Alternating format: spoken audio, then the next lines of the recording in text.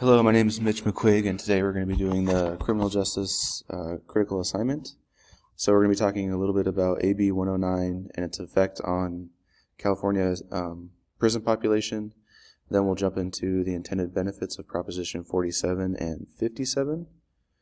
We'll talk about how if they're working or not. We'll integrate it with some faith-based integration. And then we'll talk a little bit about Prop 36 as well. So first, what is AB 49 and what effect has it had on California prison population? So AB 149 was the Public Safety Realignment Act. It was made in 2011, and it shifted the responsibility of supervising and housing lower level offenders from state prisons and moving them to county jails or different probation departments. And the Supreme Court mandated that California reduces its prison population due to the overcrowding that it was facing. Some California prisons were 200% over capacity, as well as some other facilities and prisons being 300% over capacity.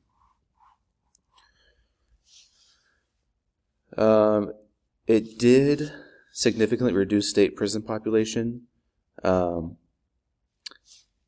It's just worth noting that it did it temporarily, and it wasn't sustainable. It didn't meet its court mandated target until after Prop 47 was passed in 2014.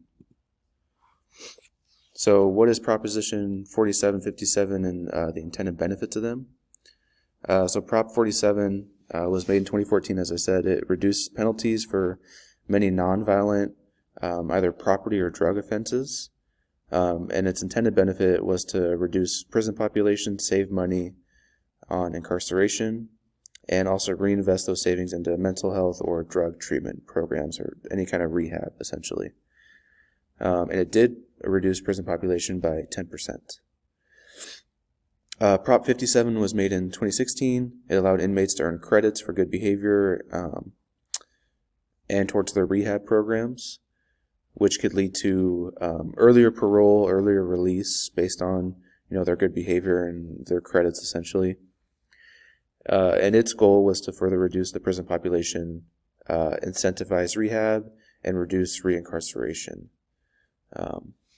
So similar to AB 109, just with some added benefits. Some unintended consequences that came from these three propositions. So for AB 109, it actually increased jail population. As you can imagine, all the non-violent criminals from prison, all of a sudden flooding local jails, created a substantial increase in population. It also, some people could argue that it increased certain types of crime because they knew that they wouldn't go to state prison. They essentially get an easier sentence. Prop 47, there's kind of a debate on whether it led to an increase in property crimes after it was introduced. There's also arguments that it affected accountability and kind of holding different offenders accountable. And they did find that crime rate increased after it was put in. And then Prop 57, some consequences were early release. So potentially dangerous offenders or habitual offenders could get released early to commit crimes again, and just keep recommitting these crimes because they knew they'd get let off.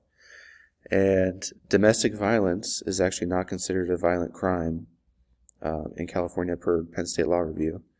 And minors who commit serious crimes are not tried as adults because of this proposition.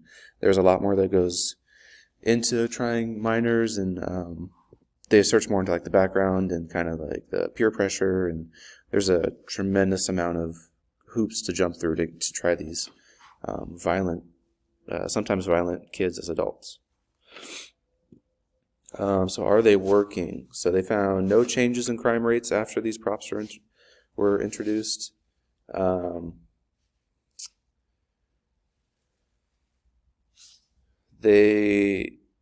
Because of this, they actually introduced Prop 36, which is essentially a harsher. They weren't as lenient on these criminals. They really wanted to crack down on homelessness, addiction, theft, and it overrides Prop 36 overrides Prop 47 because they found it didn't really help at all.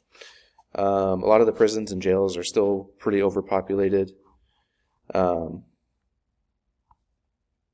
They did find with putting Prop 36 into effect that prison population re-increased. Crime rates were a little bit lower because people were more afraid, if you will, of the consequences of their actions, knowing that they'd go to prison. But with this also came, the opposite of what we said before. Like it costs more to incarcerate people. That money and that savings from keeping people out of jail wasn't able to go into rehab funding or anything like that. So they decreased rehab funding quite a bit after Prop 36 was introduced. So a little bit how we could tie in maybe what some Christian leaders or people in churches are relating their faith to these props. So for rehab and redemption, Corinthians 5:17 says, "Therefore, if anyone is in Christ, the new creation has come. The old has gone, the new is here." And I think this verse just really speaks of the transformative power of the faith in Christ and offering a new identity and kind of leaving the past behind and starting new. And then for compassion and mercy is another thing that they may talk about in church when it comes to these propositions.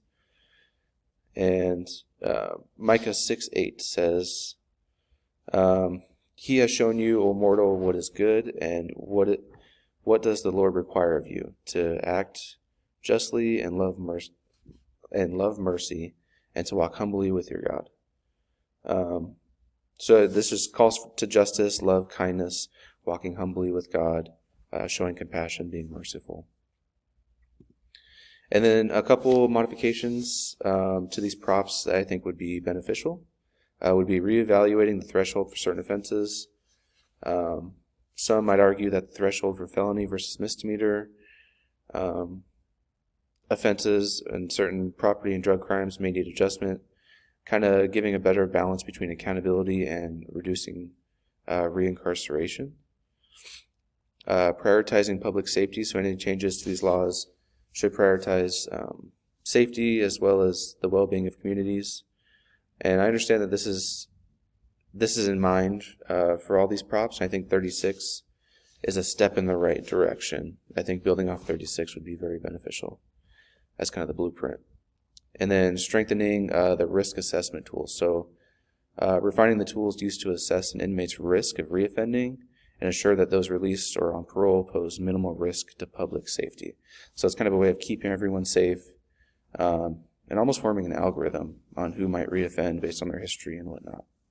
Things like that. Here are my references. Thank you.